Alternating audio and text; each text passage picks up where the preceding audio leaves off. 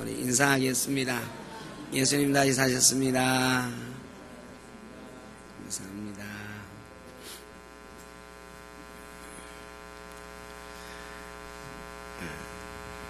지난 한 주간 제가 문상을 가거나 또 인사를 한 장례식이 4번이나 있었습니다. 그런데 그 중에 2번은 참 제가 평생에 기억될 만한 그런 장례식이었습니다. 한 장례는 대구에서 있었습니다. 대구에 둥직교회라고 장애인 교회가 있습니다. 장애인들이 모여서 예배하는 그 둥직교회를 목회하고 있는 신경희 목사, 저하고는 1살 차이인데 저랑 형동생 하지만 친구처럼 그렇게 지내는 사이입니다. 근데 뜻밖의 신경희 목사 아내가 사모님이 돌아가셨다 하는 연락을 받았습니다. 장애인 교회를 20여 년 하면서 처음에 장애인을 하나둘 만나 나가고 장애인 교회를 세우고 20여 년 장애인 교회를 섬기면서 이제 장애인들이 100명 이상 모이는 장애인 교회 중에는 꽤 큰 교회가 되었습니다. 사모님이 누구보다도 고생을 많이 하셨죠.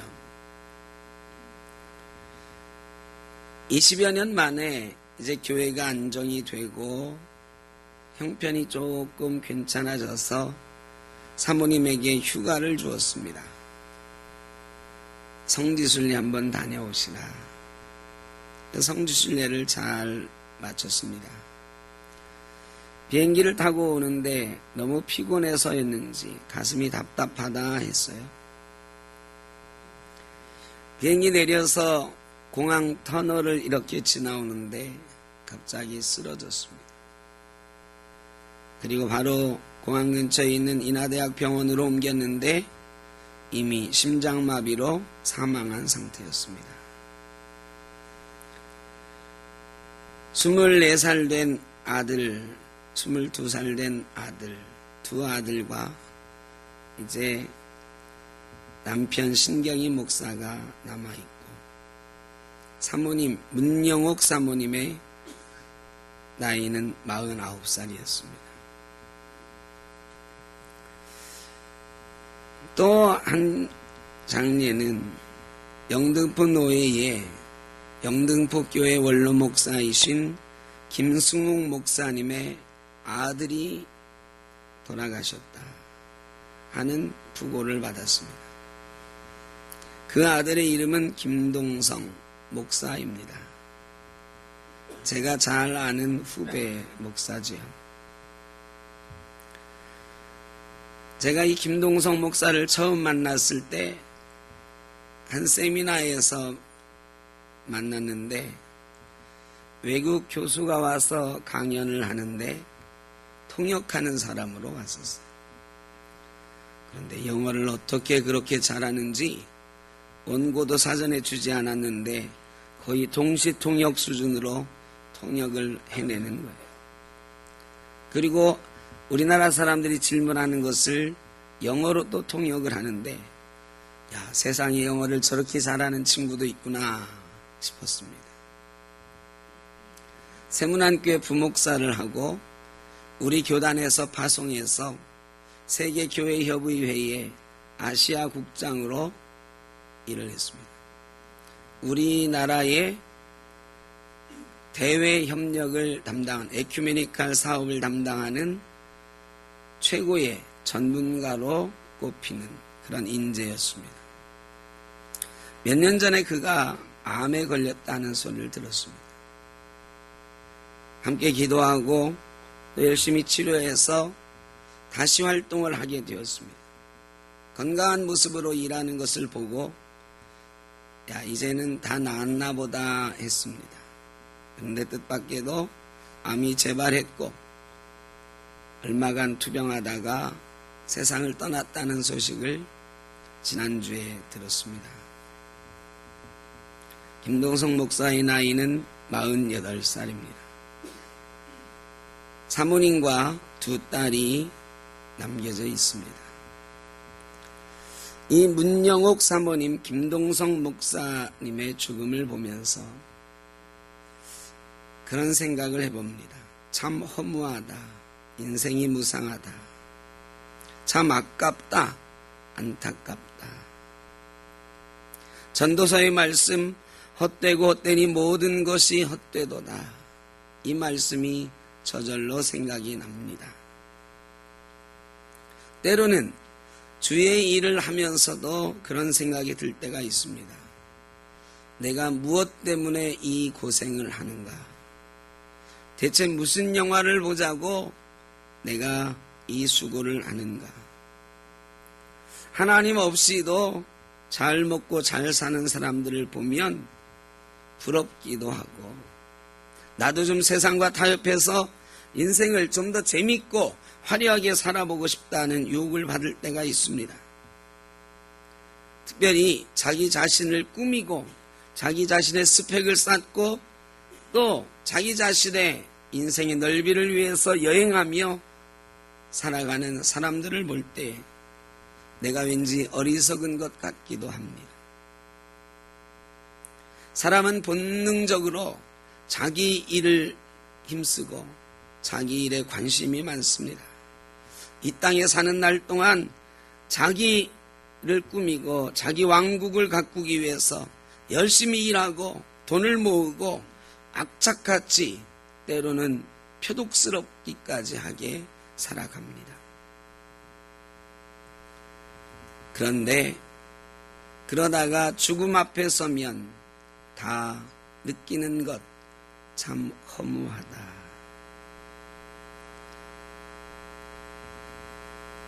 여러분, 이 땅에서 영화를 누리는 것, 이 땅에서 좀 재미있고 화려하게 살아보는 것, 그것이 우리의 소망이 아닙니다. 그것이 우리의 소망이면 우리의 인생은 참으로 덧없고 헛된 것일 것입니다. 그러나 우리의 소망은 장차 하나님 나라를 유업으로 받는 것입니다.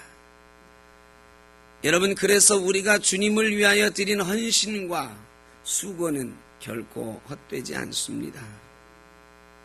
문영욱 사모님의 수고와 헌신도, 김동성 목사님의 수고와 헌신도 결코 헛되지 않습니다. 왜냐하면 하나님께서 다 기억하시고 하나님 나라를 상으로 주실 것이기 때문입니다. 우리도 다 충성하고 싶은 마음이 있지요. 여러분도 하나님께 충성하며 하나님 뜻대로 살고 싶으시죠? 그런데 가끔 우리가 그러지 못하는 이유는 많은 이유가 있겠지만 내 수고가 참 덧없다, 헛되다 싶을 때 충성하기가 어렵습니다. 목사도 마찬가지입니다. 목사도 목회하면서 그런 생각 들 때가 있습니다. 제가 안산에서 개척했을 때 한 아이를 만나서 전도를 했어요. 다른 프로그램을 통해서 만난 아이인데 저와 저희 집사람이 그 아이를 참 애지중지 우리 교회 주일학교로 인도해야 되겠다. 참 열심히 섬겼어요. 그 애기 엄마도 열심히 섬겼어요. 마침내 우리 교회 나오게 됐습니다. 제가 주일 아침에 좀 멀리 떨어져 있는데도 그 아이 집에 아침에 태우러 갔어요. 그리고 데려다 주고. 그래서 한 2, 3년 신앙생활을 잘했습니다. 이제 저 아이도 우리 교회 학교 아이가 되었고 저 엄마도 우리 교회 교인이 되었다 싶었습니다. 그런데 한 3년 지났을까 애기 엄마가 저를 찾아왔습니다. 찾아오더니 목사님, 저희가 다른 교회로 가야 되겠습니다. 가슴이 철렁 내려앉았어요. 내가 뭐 잘못했나? 섭섭하게 했나? 그런데 그런 게 아니고 이 아이가 이제 초등학교에 들어가야 되는데 교회 학교가 좀 잘 돼 있는 곳, 시설이 좋은 곳, 특별히 얘는 책 읽기를 좋아하는데 자기 집 옆에 교회가 하나 있는데 도서관을 너무너무 잘 해놨대.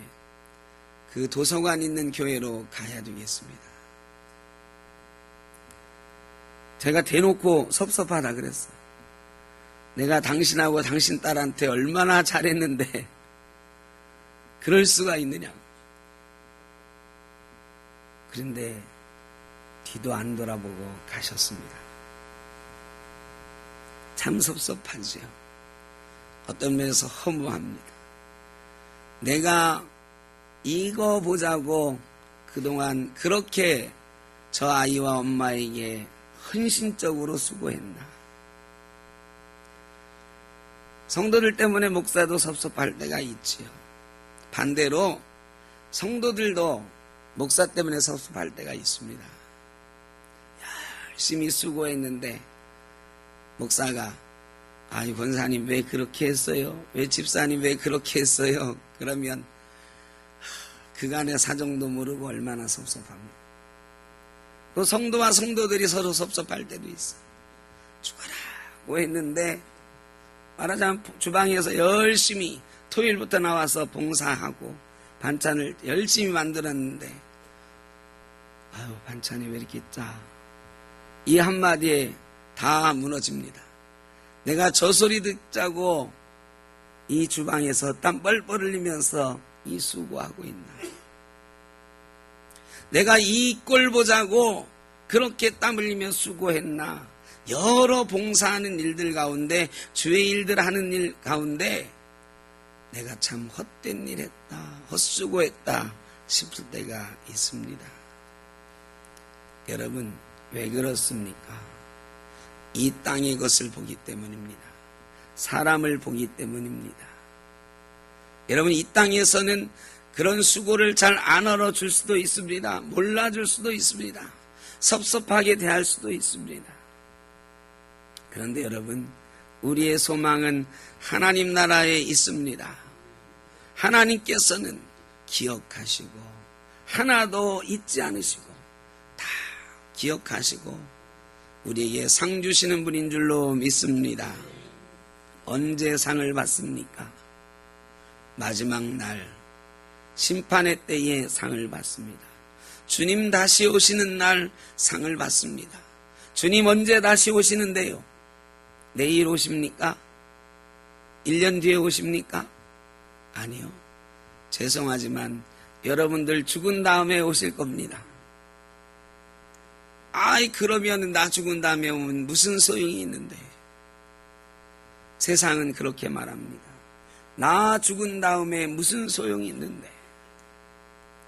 그런데요 놀라운 비밀이 있습니다. 예수님께서 사흘 만에 죽은 자 가운데 부활하셨던 것처럼 우리도 주님 다시 오실 때 나팔소리와 함께 호련히 변화하여 부활하게 된다는 것입니다. 여러분 부활의 비밀이 여기에 있습니다. 그냥 우리가 살아나서 예수님 만나는 게 아니에요. 예수님 만나면 부활한 우리를 보고 예수님이 야 너가 살아있을 때에 살아생전에 나를 위해서 그렇게 헌신했지. 야 그때 아무도 안 알아줘서 섭섭했지. 너 수고가 헛된 줄 알았지. 아니다. 내가 지금 기억한다. 잘했다. 착하고 충성된 종아. 내가 큰 것으로 내게 맡기리라. 큰 상을 주리라. 우리 주님은 기억하시고 우리에게 상 주시는 분인 줄로 믿습니다. 부활은 바로 그런 것입니다. 부활의 소망이 있기에 우리의 수고가 헛되지 않은 것입니다. 부활이 없다면 우리의 수고는 제가 설교하는 것도 목회하는 것도 여러분이 찬양대에서 주방에서 또 여러 가지로 봉사하는 것도 다 헛된 일입니다.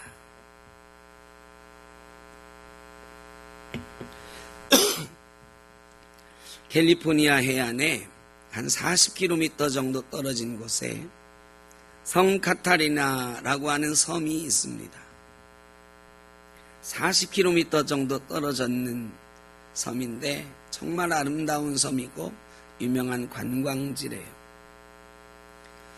1952년 7월 4일 미국 독립기념일에 미국의 여자 수영 선수인 플로렌스 체드윅이라는 사람이 수영으로 이 섬에서 출발해서 캘리포니아 해안까지 도전하겠다 선언을 했습니다. 이 여성은 이미 영국 해협도 수영으로 건넌 적이 있는 사람입니다. 많은 사람들이 독립기념일에 이 체드윅이 이 해협을 횡단해서 캘리포니아 해안에 올 것이라고 믿었습니다. 바다는 차갑고 안개가 자욱해서 아무것도 보이지 않는 그런 바다를 체드윅이 헤엄쳐가기 시작했습니다. 15시간 55분을 헤엄쳤습니다. 15시간 55분을 수영을 했는데 해안에 도달했을까요? 못했을까요? 15시간 55분 수영을 한 끝에 체드윅의 몸은 차가워지고 손과 발에 힘이 빠지고 나 그만하겠다. 더 이상 못하겠다. 포기하고 말았습니다. 포기하고 배에 올랐어요. 그리고 해안을 향해서 가기 시작하는데 깜짝 놀랐습니다. 해안이 불과 800m 밖에 있었던 것입니다. 39.2km를 15시간 55분 동안 수영을 했는데 800m를 가지 못해서 포기하고 만 거예요. 기자들이 물어봤습니다. 왜 포기했느냐? 아무것도 보이지 않았습니다. 해안이 보여서 저기에 해안이 있다는 것을 알았으면 절대로 포기하지 않았을 건데 800m 밖에 있는 해안이 안개 때문에 보이지 않으니 너무 멀게만 느껴졌고 내가 도저히 갈 수 없을 것 같았습니다. 여러분, 목적지가 보이지 않으니 힘이 빠지고 목표가 보이지 않으니 좌절하고 절망하게 된 것입니다. 39.2km를 헤엄쳐서 불과 800m 앞에서 포기한 이유는 목표가 보이지 않았기 때문입니다. 목표가 보이지 않으면 문턱에서도 포기합니다. 좌절합니다.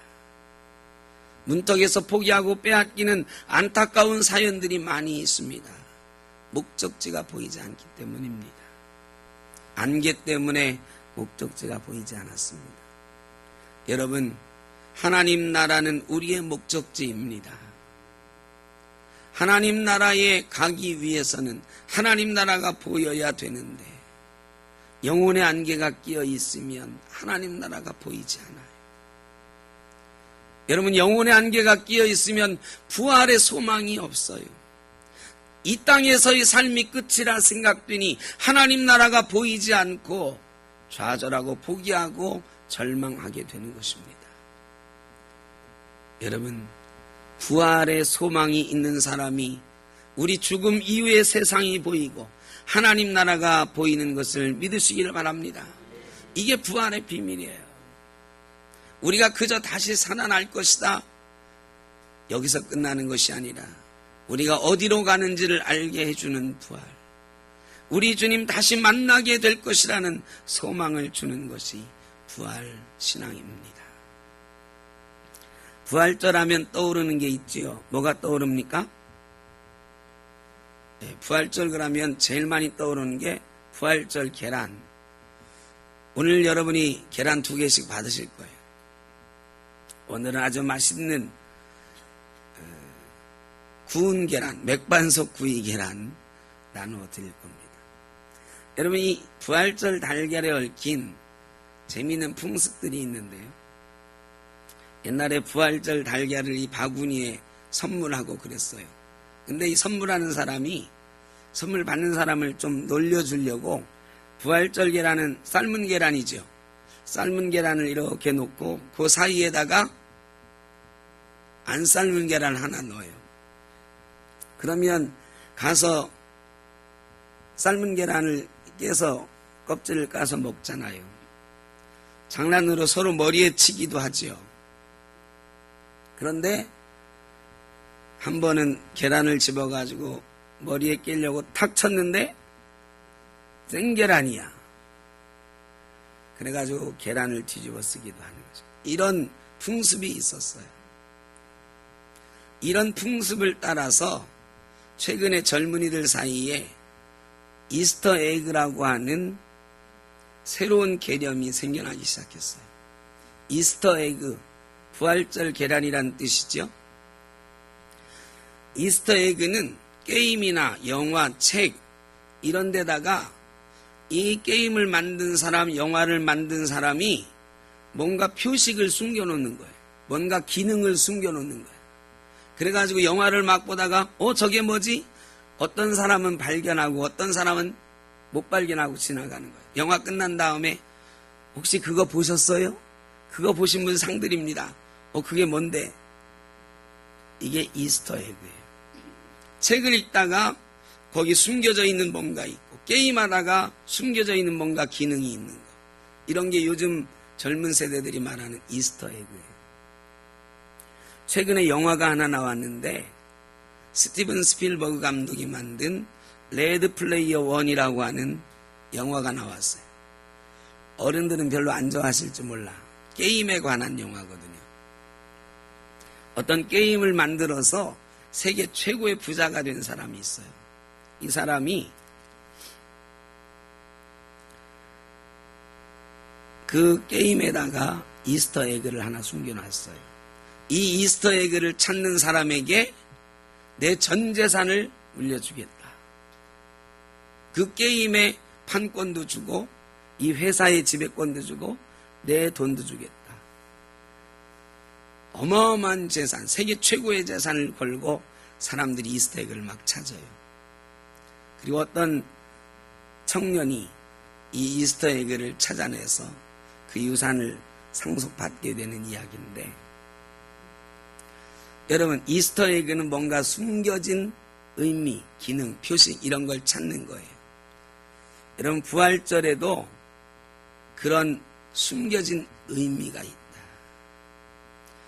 우리가 한번 생각해 봐야 되는 거예요. 부활의 의미는 무엇이냐? 오늘 본문 말씀은 부활이 있기 때문에 너희 수고가 헛되지 않은 것이다. 너희가 마지막 날에 홀연히 변화되어 주님과 함께 부활하게 될 것인데, 그렇기 때문에 너희 수고가 헛되지 않은 것이다.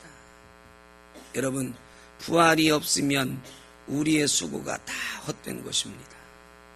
여러분의 수고가 다 헛된 것입니다. 부활이 있기에 우리는 흔들림 없이 주의 일 해나가는 거예요. 아무도 안 알아줘요. 찬양대 한다고 누가 그렇게 알아줍니까? 청소한다고 누가 그렇게 알아줍니까? 차량 봉사한다고, 주방에서 봉사한다고 누가 그렇게 알아줍니까? 아무도 안 알아줘요. 때로는요, 한 번 실수하면 그동안에 수고했던 건 다 몰라주고 왜 그렇게 하냐고 섭섭해. 그러면 상처받고 내 수고가 참 헛됐구나. 내가 무슨 영화를 보려고 이걸 해? 내년부터는 죽어도 안 해. 제가 참 많이 들었어요. 목사님, 내년에는 절대 안 해. 그렇죠. 누가 그거 하고 싶겠어. 아무도 안 알아주는데. 수고가 헛된데. 여러분, 그런데 우리의 수고가 헛되지 않은 것은 우리가 이 땅에서 끝나는 것이 아니라 부활하여 우리 주님을 만날 것이기 때문인 줄로 믿습니다. 부활하여 주님을 만나기 때문에 우리의 수고가 헛되지 않고 주님이 잘했다 칭찬하실 것이기 때문에 우리는 오늘도 견실하게 흔들리지 않고 주의 일에 힘쓰는 것입니다. 사도 바울이 말씀하는 것입니다. 그러므로 너희는 견실하며 흔들리지 말고 주의 일에 힘쓰는 자들이 되라. 그러면 마지막 때에 영광의 몸으로 부활하여 우리 주님과 하나님 나라에서 잔치하게 될 것이다. 여러분, 사망에서 이기신 주님께서 오늘 우리에게 사망에서 이길 힘을 주십니다. 부활의 능력을 주십니다. 우리는 부활의 소망을 가지고 살다가 반드시 부활하게 될 것입니다. 그러므로 우리는 최후의 승리를 얻는 그날까지 흔들림 없이 예배하고 주님께서 우리에게 맡기신 일에 최선을 다하며 흔들림 없이 믿음 위에 서서 나아가는 것입니다. 부활의 주님과 함께 부활의 소망을 품고 살아가는 저와 여러분 되시기를 주의 이름으로 축원합니다. 기도하겠습니다. 사랑의 아버지 하나님 감사합니다. 부활하신 주님을 바라봅니다. 부활의 소망을 품고 살아갑니다. 흔들림 없는 믿음 주시고 견고하게 흔들리지 말고 우리에게 맡기신 사명 감당하게 하여 주옵소서. 예수님의 이름으로 기도드립니다. 아멘.